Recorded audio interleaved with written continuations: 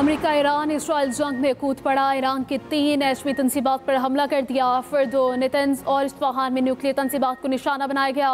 अमेरिकी सदर ने मीडिया से गुफ्तगू में कहा कि ईरान की जौहरी तंसीबात खत्म कर दी गई हैं। ईरान पर अमन ना रहा तो आइंदा हमले मजीद सख्त होंगे। ईरान ने एटमी तंसीबात पर अमेरिकी हमले की तस्दीक कर दी। अमेरिकी सदर डोनाल्ड ट्रंप ने सोशल मीडिया पर पैगाम में लिखा कि फर्दो जौहरी साइट पर बमों का मुकम्मल पेलोड गिराया गया। दुनिया में कोई और फौज ऐसा नहीं कर सकती थी। अमेरिकी एहलकार ने कहा कि ईरान पर हमले में B-2 बमबार तैयार इस्तेमाल किए गए। अमेरिकी सदर का हमले के बाद नेतन्याहू को टेलीफोन बोले, आज हमें बहुत बड़ी कामयाबी मिली। इसराइल पहले से ज्यादा महफूज है। ईरान बाज ना आया तो दोबारा हमला किया जाएगा।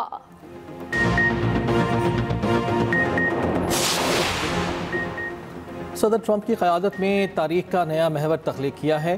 ईरान का जौहरी प्रोग्राम इसराइल के वजूद के लिए ख़तरा था। इसराइली वज़ीर आज़म नेतन्याहू ने कहा, मैं और इसराइली अवाम सदर ट्रंप के शुक्रगुजार हैं।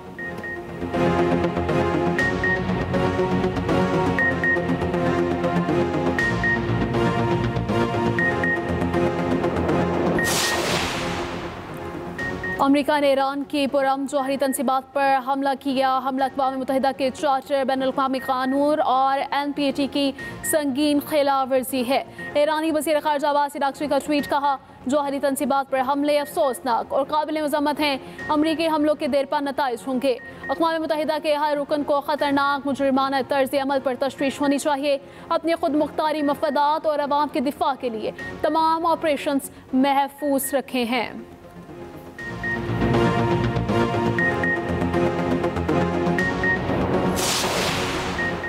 अमरीकी हमले से ईरान को कोई बड़ा धचका नहीं लगा। निशाना बनाए गए मकामात पर कोई ताबकारी मवाद नहीं था। ईरानी सरकारी मीडिया के मुताबिक तीनों जौहरी मकामात में कोई ऐसा मवाद नहीं जो ताबकारी का बाइस बने। उधर अमरीकी हमले पर ईरान भरपूर जवाब के लिए तैयार। ईरानी मीडिया का कहना है कि खत्ते में हर एक अमरीकी शहरी या फौजी हमारा हदफ है। ईरानी सुप्रीम लीडर की टेलीग्राफ पोस्ट दोबारा शेयर कर दी गई।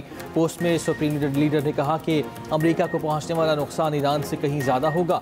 यमन के हौसी अहदेदार ने कहा कि जौहरी तंसीबात पर हमला जंग का आगाज़ है।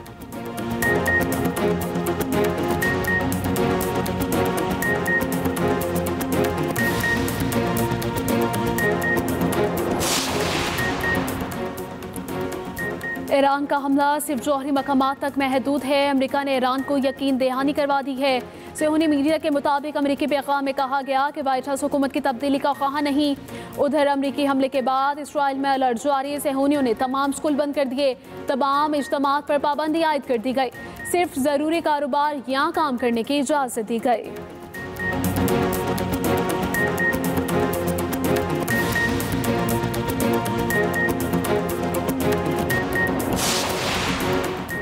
और ईरान अपनी जौहरी सरगर्मियां नहीं रोकेगा, ना ही सिविलियन जौहरी प्रोग्राम आगे बढ़ाने के हक से दस्तबरदार होगा।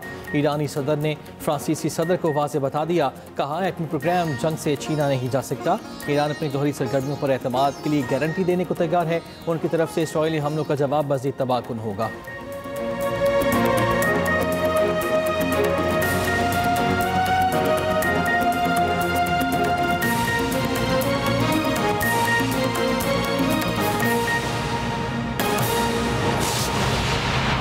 अभी ईरान ने जो हमला किया है तल अवीव पे, उसके नुकसानात का असल में पहले भी जो ईरान की तरफ से मिसाइल का हो रहा था, और ये तल अवीव ने तो कभी ये मंजर देखा नहीं था कि इस तरह का हो।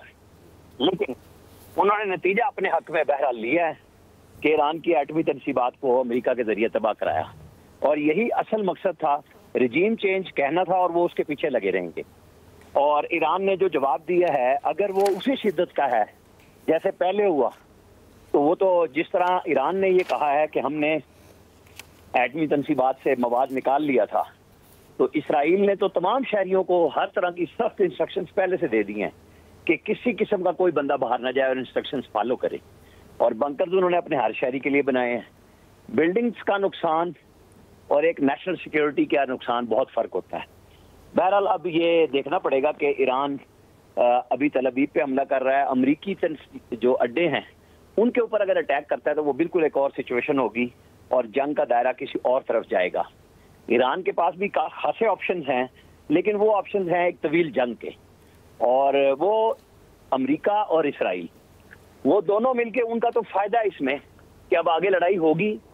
मैं ये नहीं कह रहा कि ईरान को जवाब नहीं देना, लेकिन मसला ये होगा कि अगर वो अमरीकी अड्डों पे हमला करता है, और वो मशरक़ मुस्ता के ममालिक हैं जहाँ पे ये सऊदी अरब है, इराक है, कतर है, इस यूएई है, इनमें अड्डे मौजूद हैं, तो उन ममालिक का क्या रद्द-ए-अमल होगा जो इस जंग में इस वक्त तक ईरान के साथ खड़े थे।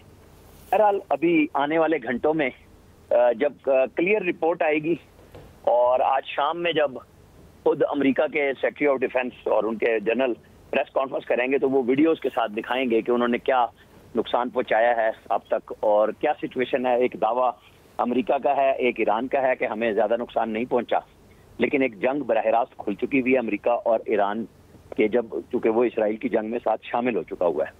एक खतरनाक सिचुएशन है पूरे खित्ते के लिए कि अगर वो समुद्री रास्ते को ब्लॉक करता है तो तब अमेरिका का क्या रद्द-ए-अमल होगा, लेकिन पाकिस्तान के ऊपर उसके बहुत ज़्यादा मुज़र असरात होंगे।